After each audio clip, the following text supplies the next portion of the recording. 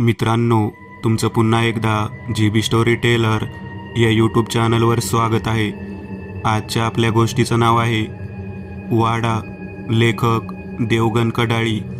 पण गोष्ट सुरू करण्याआधी जर कोणी या चॅनलवर पहिल्यांदाच आलेले असाल तर त्यांनी ह्या चॅनलला सबस्क्राईब करायला विसरू नका. चला तर मग अजिबात वेळ न घालवता गोष्टीला सुरुवात करूया.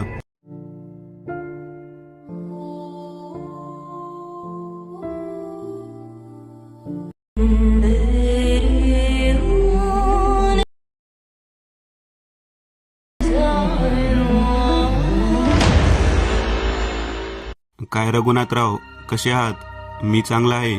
ये पाटील, बस. पण येणे कसे काढलेस इकडे? सगळं काही ठीक आहे ना? सगळं काही ठीक आहे, पण घरात काही ठीक चालत नाही. काय सांगू रघुनाथ, कशी दशा झाली आहे माझी. बायको सुद्धा अंथरुणात खिळली आहे. काही हालचाल नाही. डोळे तर सताड उघडे.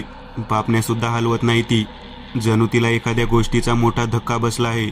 होय रघुनाथ, तिने त्या रात्री नक्कीच काहीतरी विचित्र प्रकार पाहिला असेल. रघुनाथ एक उसासा टाकत म्हणाले, पाटील, हे सगळं होऊ शकते. लवकरच सगळं काही ठीक होईल. एक सांग, तुमच्या मुलाची तब्येत कशी आहे? पाटील पुढे सांगू लागले. सून गेल्यापासून तो अगदी उदास असतो. काय सांगू, तिने आमची सगळी आबरूच घालवली. अगदी सुसंस्कारी आहे असे वाटले होते, म्हणून गरीब घरातील का असेना आमच्या मुलांसोबत लग्न लावून दिलं. पण रान निघाली ती. काही दिवसातच कुणासोबत पळून गेली. पाटील लाताहून कानावर झाला होता. तो रडू लागला. आपण कुठेतरी चुकलो असे रघुनाथला वाटू लागले.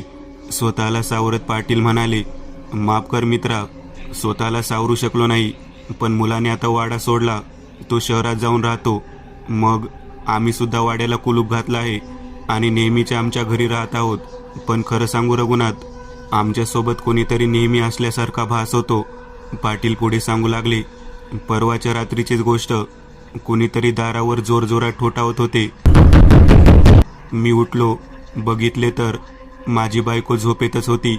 माझी बायको तर नेहमी सावध झोपेत असते. टाचणी पडली तरी जाग येत असे तिला. पण आज दारावर कोणीतरी जोरजोरात ठोठावत होते. तरी बाई अशी कशी झोपलेली? म्हणून मीच उठलो. दरवाजा उघडण्यास गेलो. दरवाजा उघडण्याआधीच मला वरांड्यात कोणीतरी धावत जाण्याचा आवाज आला. कारण पायातले पैंजण वाजत होते. मी लगेच दरवाजा उघडला व बाहेर निघालो. बाहेर अगदी दाट अंधार पडला होता. चंद्राचा प्रकाश अंधुकसा पडला होता. थोड्याच अंतरावर कोणीतरी चालत जात होते. ती नक्कीच एक स्त्री होती. मी लगेच पाठलाग केला, पण ती अंधारात नाहीशी झाली. मी लगेच वरांड्याचे व घरातले दिवे लावले. लाईट लावताच माझी बायको धाडदिशी पलंगावर उठून बसली. ते कितीतरी अनपेक्षित व अचानक घडले. माझ्या शरीरातून भीतीची लहर निघून गेली. सर्व शरीरात झिंझिण्या जाणवू लागल्या. तिचा चेहरा घामाने डबडबलेला होता. छाती धडधडत होती. तिचे शरीर सुद्धा थरथरत होते. शेवटी मीच विचारले, काय झाले शकू? इतकी घाबरलेली का? थोडा दम टाकून ती म्हणाली, पुन्हा तेच स्वप्न. त्या स्त्रीची ती दयनीय अवस्था. शकू अजूनपर्यंत धापा टाकीत होती. मी विचारले, काय झाले, नीट सांगशील? तेच स्वप्न. एक पुरुष हात एका स्त्रीचा तिच्याच मंगळसूत्राने गळा आवळीत होता. ती कणत होती, तडपडत होती. तरी त्या पुरुषाने तिला सोडले नाही. शेवटी असह्यपणे लोळत तडपडत तिचा मृत्यू झाला. काय म्हणतोयस रघुनाथराव? हे सगळं तुला असेच वाटते? रघुनाथ, मला मदत कर मित्रा, हे सगळं फार भयानक आहे. पण मी तुला असल्या गोष्टीत काहीच मदत करू शकत नाही. मला माफ कर मित्रा. पण मी तुला त्यांचा पत्ता सांगू शकतो, ज्याने आतापर्यंत कित्येक वाईट शक्तींचा सामना केला आहे. पाटील त्याचे आभार मानत, धन्यवाद मित्रा. रघुनाथला लगेच काहीतरी आठवले. तो म्हणाला, जाताना मात्र एक गोष्ट लक्षात ठेव. वहिनींना आमच्या घरी ठेव. तुला यायला 2 दिवस लागू शकतात. तेवढ्यात पाटलांचा बाळू नोकर धावत आला. बाईसाहेब काही न बोलता जोरजोरात हसत आहेत. पाटील लगेच उठला. मित्रा, मी येतो. उद्याच आपण निघू. तू आलास तर या अवघड वाटेत मला फार भक्कम साथ मिळेल. साठीतला पाटील उठला व घराकडे लगबगीने चालू लागला. पाटलाच्या पाठमोऱ्या आकृतीकडे रघुनाथ पाहतच राहिला. मनोमन देवाचा धावा करत म्हणाला, देवा, जे काय होईल ते चांगलंच होऊ द्या. पाटील घरी आले. आधी ते शकूकडे गेले. पण शकू मात्र अंथरुणावर खिळली होती. डोळे मात्र सताड उघडे होते. ते पाहून पाटलाला रडूच कोसळले. थोड्या वेळात ते भानावर आले. बाळूला म्हणाले, बाळू, उद्या आपणाला बाहेर जायचे आहे, सर्व तयारी करून ठेव. दुसरा दिवस उजाडला. पाटलाने आधीच सर्व व्यवस्था करून ठेवली होती. पाटील, रमा व बाळू तिघांनी मिळून पाटलिनीला गाडीत बसवले. बसताना मात्र तिच्या कमरेत हाड मोडल्यागत मोठा आवाज झाला. वाडा तसेच सगळं घर आधीच बंद केले होते. पाटलाने रमाला बजावले, चुकून सुद्धा इकडे फिरकू नकोस. बाळूने गाडी सुरू केली व भरधाव वेगाने गाडी रघुनाथच्या घराच्या दिशेने पळवली. धुळीचा लोंढ हवेत उडाला. रमा सुद्धा आपल्या घराच्या दिशेने चालू लागली. पाटलिनीला रघुनाथच्या घरी ठेवून तिघेही पुढच्या वाटेवर निघाले. रात्रीचे 11 वाजले होते. आज काही केल्या रमाला झोप येत नव्हती. तेवढ्यात बाहेर तिला कसली तरी चाहूल लागली. तिने आपल्या उशाची टॉर्च घेतली व दार उघडून बाहेर डोकावले, पण बाहेर घट्ट अंधाराशिवाय काहीच नव्हते. ती दार बंद करून झोपायला वळली. तोच तिला कसला तरी आवाज आला. तिला वाड्यातून किंचाळण्याचा आवाज ऐकू आला. रमा त्या आवाजाच्या दिशेने चालली होती. तो आवाज अजून वाढला होता. रमा वाड्याजवळ येऊन पोहोचली होती. त्या स्त्रीच्या ओरडण्याचा व रडण्याचा आवाज वाढत होता व रमाला तो स्पष्ट ऐकू येत होता. अचानक वीज चमकली. रमाला त्या लखलखाटात वाडा स्पष्ट दिसला, अगदी भयानक. पाटलांनी दिलेली चेतावणी रमा अगदी विसरून गेली होती.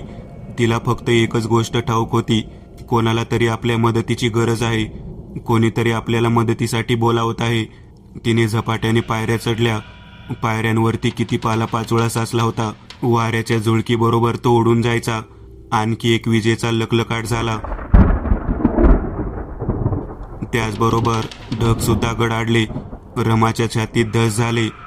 विजेच्या प्रकाशात तिला स्पष्ट दिसले, वाड्याचा दरवाजा उघडा होता. आणखी एक वीज चमकली.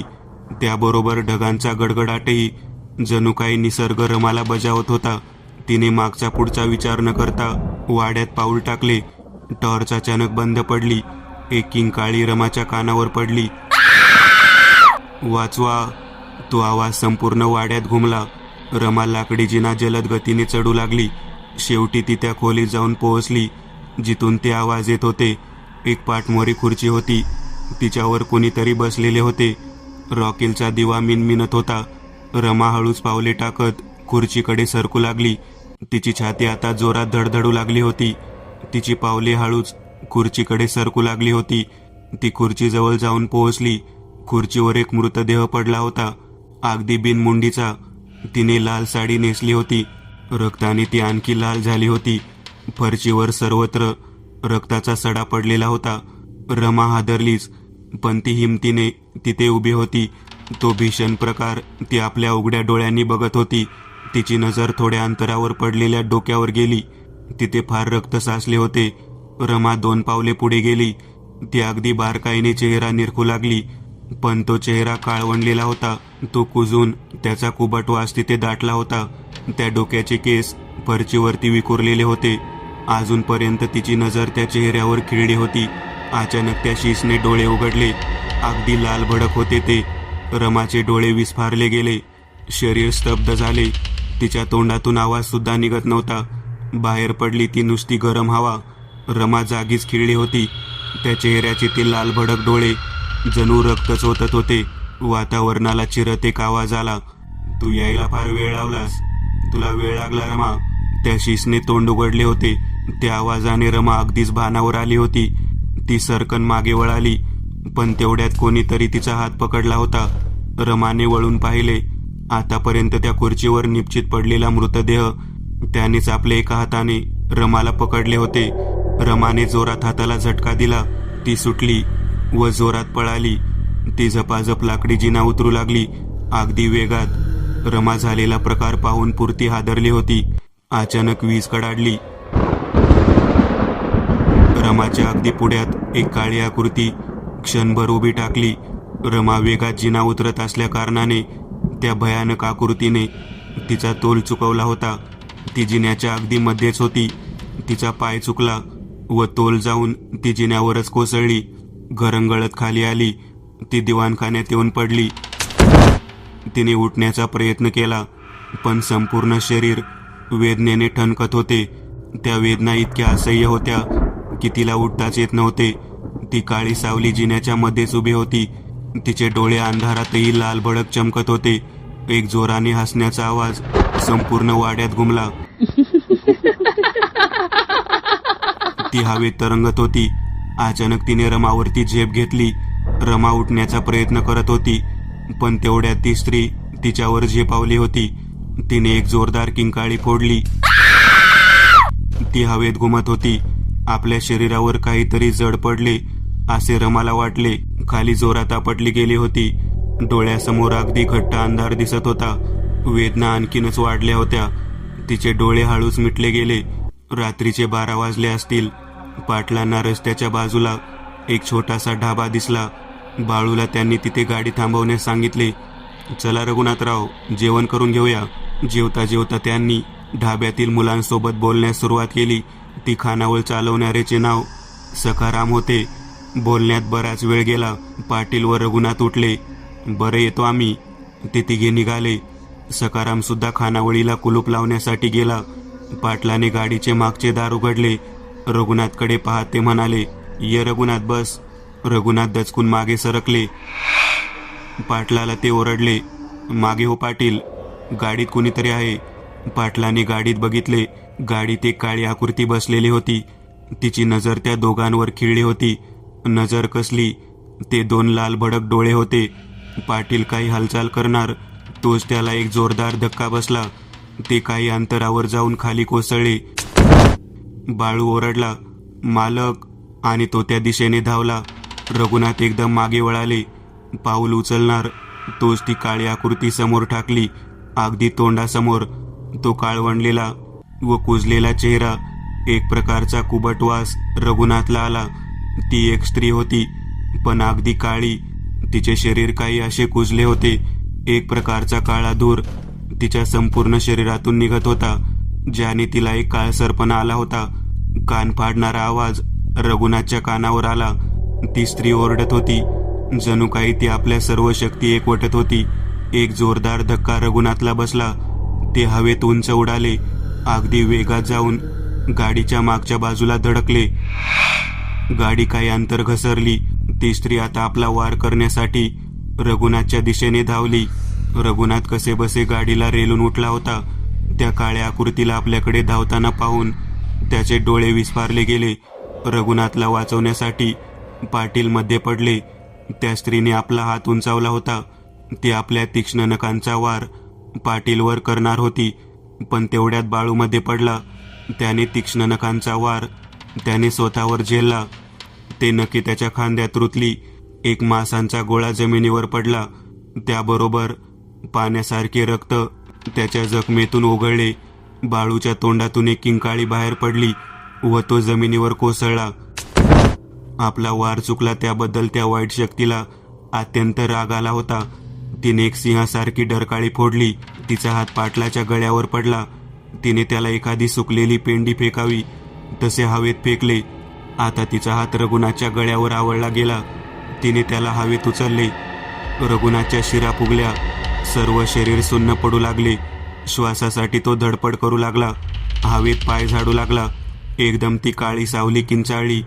तिचा हात कधीच रघुनाथच्या गळ्यावरून सुटला होता. रघुनाथ जमिनीवर कोसळले.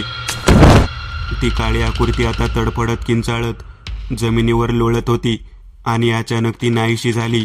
एक तांब्याचा षटकोनी रुपया एवढा पत्रा जमिनीवर पडला. तो पत्रा सखारामने त्या दुष्ट आत्म्यावर फेकला होता. पाटील लंगडत सखारामजवळ आले आणि म्हणाले, अगदी योग्य वेळी मदत केलीस मित्रा, नाहीतर कोणीच वाचले नसते. पाटील पुढे काही बोलणार तोच तो तांब्याचा पत्रा पाटलाला देत सखाराम म्हणाला, हे सुरक्षा कवच आहे. असल्या वाईट शक्तींपासून व जंगली श्वापदांपासून संरक्षण करते. माझ्या वडिलांनी मला दिले होते, पण ह्याची खरी गरज तुम्हाला आहे. असे म्हणत सखारामने तो पत्रा पाटलांच्या हातात दिला. पाटील डोळ्यात आसवे आणत म्हणाले, आणि तू मित्रा? सखाराम उद्गारला, माझी चिंता करू नका. असे म्हणत सखाराम जंगलातल्या दिशेने पळाला. रघुनाथ खोकत उठला. पाटलांनी विचारले, मित्रा ठीक आहेस? होय मी ठीक आहे, पण बाळू कुठे आहे? बाळू रक्तबंबाळ होऊन जमिनीवर पडला होता. अर्धे अधिक रक्त जमिनीत मुरले होते. पाटलांनी व रघुनाथने बाळूला उचलून गाडीत ठेवले. पाटलाच्या डोळ्यातून अश्रू ओघळत होते. त्यांनी बाळूचे डोके मांडीवर घेतले. त्यांनी एक नजर हातातील तांब्याच्या षटकोनी पत्रावर फिरवली. एक कमळासारखी आकृती होती, ज्यात काही अक्षर कोरले होते व दुसऱ्या बाजूला ओम असे कोरले होते. पाटलांनी गमजाने बाळूची जखम दाबून धरली होती. रघुनाथ गाडी भरधाव वेगाने पळवत होता. गाडी अंधार चिरत शहरात शिरली होती. ती एका दवाखान्यात येऊन थांबली. लगेचच बाळूला तिथे उपचारासाठी ठेवण्यात आले. सकाळ केव्हा झाली रघुनाथला काही समजले नाही. पाटील अजूनपर्यंत झोपेतच होते. त्याने पाटलाला हाक मारली, पाटील उठ, आपल्याला निघायचे आहे.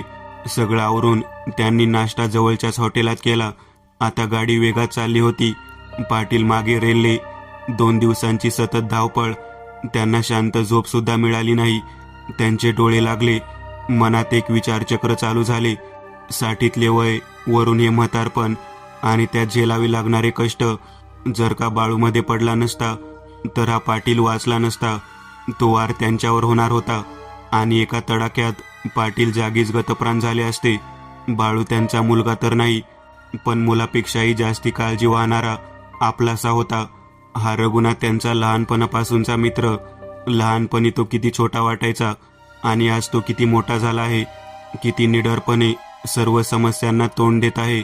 मित्र असावा तर असा, सुखात मागे नि दुःखात पुढे. आणि ती कोण? लक्ष्मी. होय, लक्ष्मी, जिने आमच्या घराण्याची सगळी आबरू घालवली. किती सुसंस्कारी वाटली होती. पण म्हणतात ना, दिसतं तसं नसतं, म्हणून जग फसतं.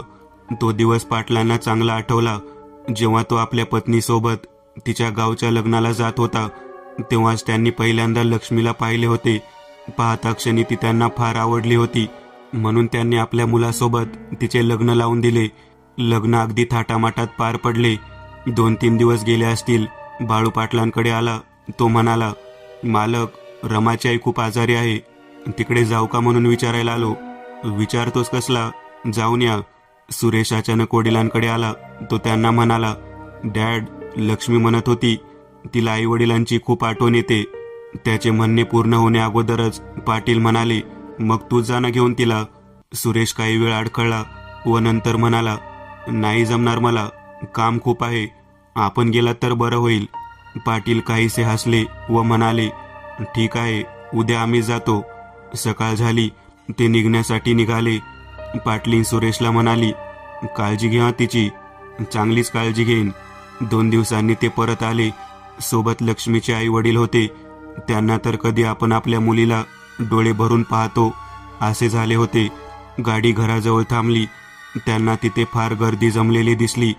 काहीतरी झाले होते. ते गर्दीतून वाट काढत आत गेले. सुरेश उदासवाने बसला होता. त्याच्या डोक्यालाही मार लागला होता. तिथे पट्टी केलेली होती. असली स्मशान शांतता व उदास चेहरे बघून पाटील घाबरले. मनात एक शंकेची पाल चुकचुकली. काय झाले असेल? त्यांनी शेवटी ओरडून विचारले, अरे झाले काय? कोणी सांगेल काय? थोडा वेळ शांतता पसरली. शेवटी सुरेशने शांतता भंग करत सांगायला सुरुवात केली, डॅड, काय ऐकणार तुम्ही की लक्ष्मी आपल्या प्रेमीसोबत पळून गेली आणि घरातील सगळी संपत्ती तिने चोरली. तरी मी आधी सांगितले होते की असलेल्या गरिबांशी नाते जोडू नका म्हणून. आता भोगा. सर्व काही ऐकून त्यांना धक्काच बसला. सर्वात जास्त लक्ष्मीच्या आई वडिलांना. त्यांच्या डोळ्यातून अश्रूच ओघळू लागले. आपण काय ऐकत आहोत त्याच्यावर त्यांचा विश्वासच बसत नव्हता. पाटील रागात आले, काय चालवलास काय हा तमाशा? सुरेश रडक्या सुरात म्हणाला, मला माहीत होते कोणी माझ्यावर विश्वास करणार नाही. हे बघा. आपल्या डोक्यावरील जखम दाखवत तो म्हणाला, ही आपल्या लाडक्या सुनेची करणी आहे. आपल्या प्रेमीसोबत मी बेशुद्ध पडेपर्यंत मला मारले व नंतर घरातील तिजोरी लुटून दोघे लंपास झाले. आई तिचा फक्त आपल्या संपत्तीवर डोळा होता. तुकारामच्या डोळ्यातून अश्रूंच्या रांगा लागल्या होत्या.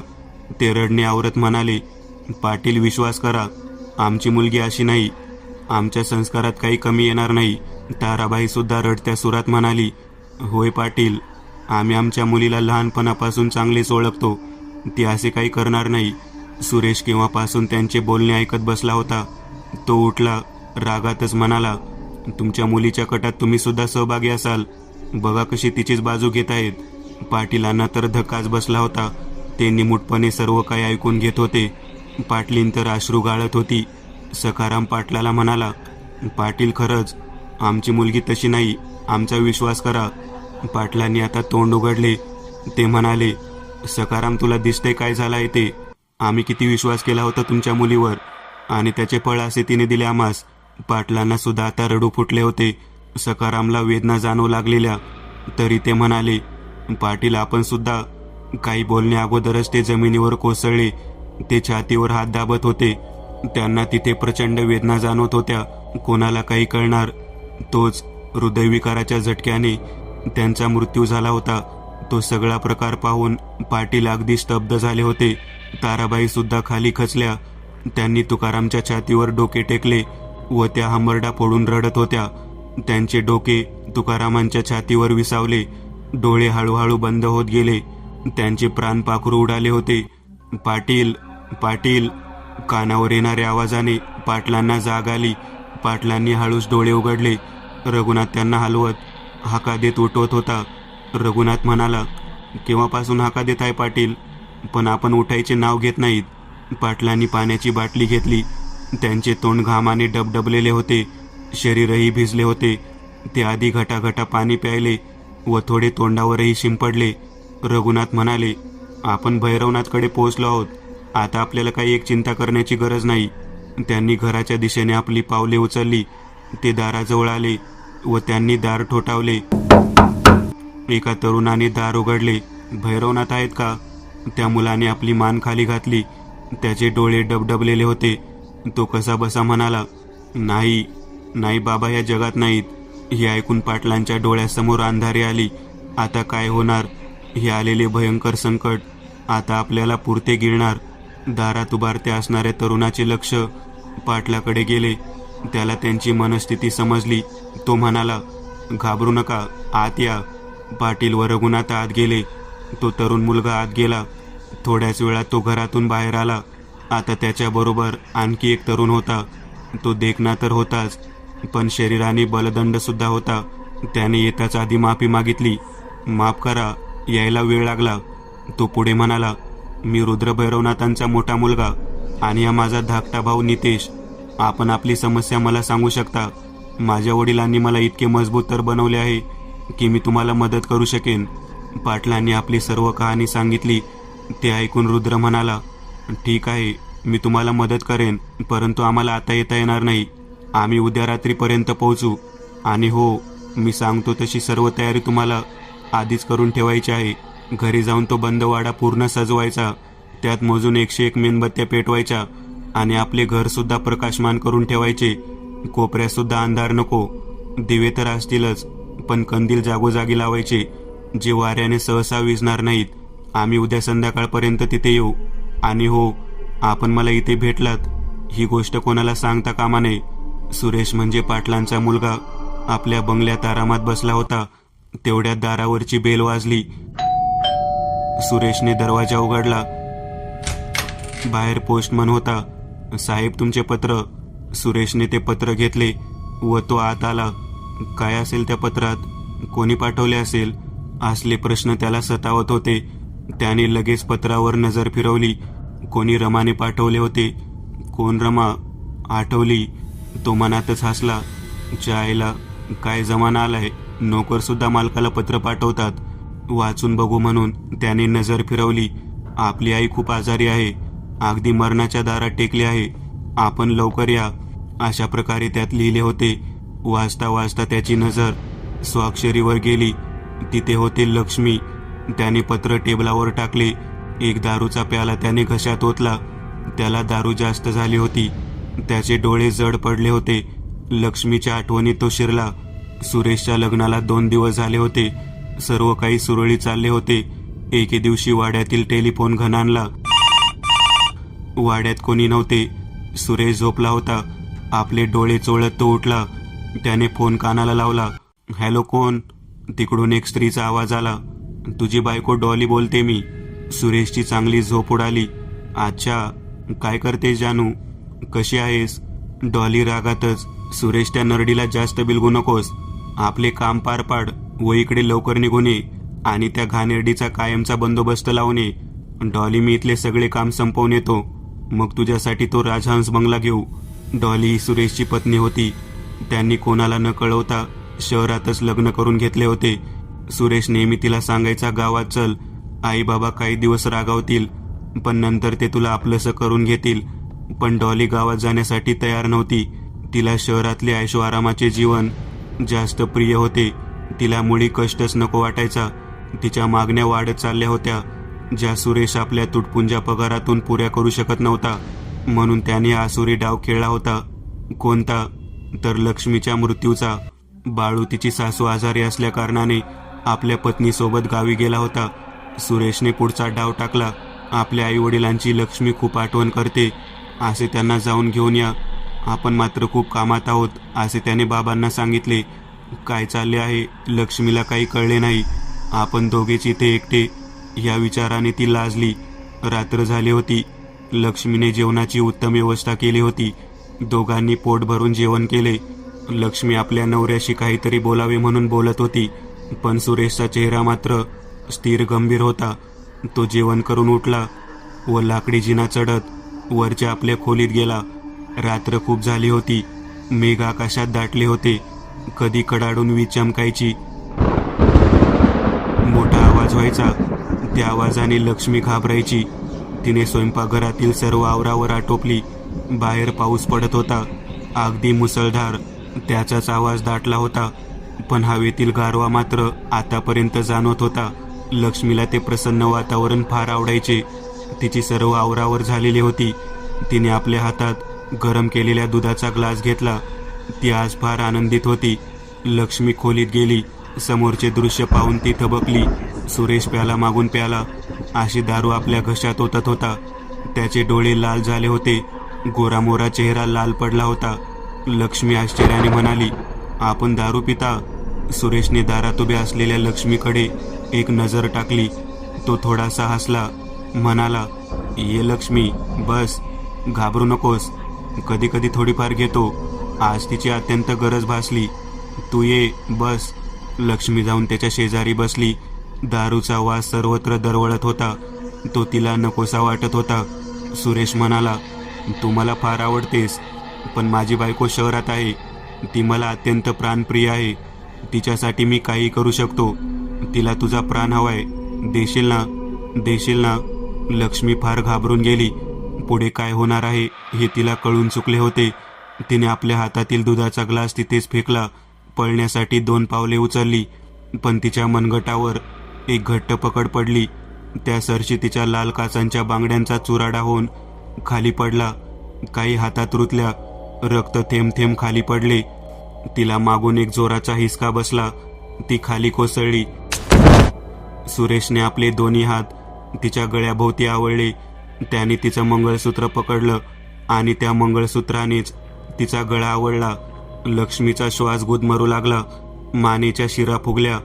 ती वाचण्यासाठी तडपड करू लागली. ती मरणाच्या यातनेने फरचीवर पाय झाडू लागली. सुरेशने एक आसुरी हास्य केले. प्राणप्रिये, जास्त सहन करावे लागणार नाही. थोड्याच वेळात तू शांत होशील, असे म्हणत त्याने आणखीनच मंगळसूत्र खेचला. त्या सरशी मंगळसूत्र तुटला. हवेत कमरेपासून उचलली गेलेली लक्ष्मी खाली कोसळली. सुरेश उठला.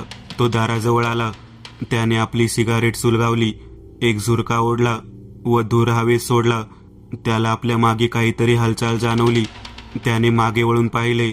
लक्ष्मीच्या शरीरात प्राण अजून बाकी होता. ते पाहून सुरेशला राग आला. तो खाडखाड पावले टाकीत तसाच दाराबाहेर पडला. लक्ष्मी कशीबशी उठून बसली. अजूनपर्यंत तिच्या डोळ्यासमोर अंधारी होती. हातपाय काहीच प्रतिसाद देत नव्हते, नुसते तिला फिरवत होते. सुरेश परत आला तेव्हा त्याच्या हातात एक कुऱ्हाड होती. लक्ष्मी खालच्या आवाजात म्हणाली, मला जाऊ द्या, मी परत इथे कधीच येणार नाही. माझे आई वडील हेच माझे जग आहेत. मला त्यांच्यासाठी तरी सोडा. कसे तरी ती एवढी बोलली. तिला बोलतानाही त्रास होत होता. तिने एक हात पुढे केला. तिला अजूनही अपेक्षा होती की सुरेश तिच्यावर दया दाखवेल. सुरेश रागाने फुलला होता. त्याने कुऱ्हाड हवेत फिरवली. तो एका फटक्यात तिची मान उडवली. तिचे धड खाली कोसळले. ते डोके काही अंतरावर जाऊन पडले. रक्त पाण्यासारखे बाहेर ओघळू लागले. सर्व फरच्यांवर रक्ताचे सडे पडले होते. सुरेशने ते प्रेत उचलले. एखाद्या दगडासारखे वजनी ते बिनमुंडीचे प्रेत, ज्यातून रक्त ओघळत होते. ते अगदी भयानक दृश्य होते. ते प्रेत त्याने भुयार घरात नेले. एक छोटेसे भुयार घर होते वाड्यात, ज्यात कुदाळ, फावडी अशी शेतीची अवजारे ठेवली जात होती, म्हणून तिथे फरशा नव्हत्या. सुरेशने तिथे आधीच एक खोल खड्डा खणलेला होता, ज्यात त्याने लक्ष्मीचे शरीर व तुटलेले शिसे त्यात टाकले. खड्डा त्याने पुरला व पूर्वीसारखी तिथे जमीन असावी अशी माती सरसावली.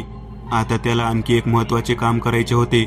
हवे तितके पैसे काढायचे होते तिजोरीमधून आणि घडलेल्या घटनेचे सबूत मिटवायचे होते. रात्र अर्धी अधिक झाली होती. तो परत पलंगावर बसला व एक आगीसारखा पेटत जाणारा दारूचा घोट घशात ढकलला. मगाशी जिथे लक्ष्मी बसली होती तिथे त्याने हात फिरवला व एक संपूर्ण बाटलीच तोंडाला लावली. तो पुरता माजला. तोल जाऊन तो तिथेच खाली कोसळला. दुसऱ्या दिवशी लक्ष्मी आपल्या प्रियकरासोबत पळाली अशी त्याने बोंब ठोकली. गावकरी जमले. रमा व बाळू सुद्धा सकाळी गावाकडून आले होते. त्यांना सुद्धा सगळे समजले. थोड्याच वेळात पाटील, पाटलीन व लक्ष्मीचे आई वडील आले. त्यांना आपल्या मुलीला कलंकित केले जात होते. हे सहन न झाल्याने त्यांनी तिथेच प्राण सोडले. काय वाटले असेल लक्ष्मीच्या आत्म्याला. आपल्या आई वडिलांचा असा प्रकारे मृत्यू पाहून त्या सैतानाने फक्त आपल्या स्वार्थासाठी तिचा उपयोग केला होता. ती आपला बदला घेण्यासाठी तळमळू लागली. तिची शक्ती दिवसेंदिवस वाढू लागली. सुरेश दचकून उठला. त्याला डॉली हाका देत होती. त्याची नशापूर्ती उतरली होती. चेहरा घामाने डबडबलेला होता. डॉलीने विचारले, काय झाले? सुरेश म्हणाला, काही नाही, आईची तब्येत फार बिघडली आहे, म्हणून मला गावी जावे लागेल. ते पत्र वाऱ्याबरोबर केव्हाच खिडकी बाहेर उडाले होते. ते पत्र नव्हते, ते सुरेशला मृत्यूचे बोलावणे होते. मी एक नवीन चॅनल ओपन करत आहे. त्यावर तुम्हाला ॲनिमेटेड हॉरर स्टोरीज पाहायला मिळतील. त्या चॅनलची लिंक या व्हिडिओच्या डिस्क्रिप्शनमध्ये दिलेली आहे. चॅनलला सबस्क्राईब करायला विसरू नका. मित्रांनो, आज पुरतं एवढंच. तुम्हाला जर काही गोष्ट आवडली असेल तर नक्की लाईक करा. तुमच्यापैकी बरेचसे जण व्हिडिओ लाईक न करताच पळून जातात, पण हा जर व्हिडिओ तुम्ही लाईक केला तर मला जरा बरं वाटेल आणि असेच भारी भारी व्हिडिओ बनवायची माझ्यात एनर्जी येईल. त्यामुळे नक्की लाईक करा. आणि अजूनही कोणी या चॅनलला सबस्क्राईब केलेलं नसाल तर लगेच सबस्क्राईब करून टाका. आणि बाजूची घंटी ती मात्र दाबायला विसरू नका. देवाची घंटी आहे ती. चला तर मग पुन्हा भेटूया अशीच एक आगळी वेगळी गोष्ट घेऊन पुढच्या भागात.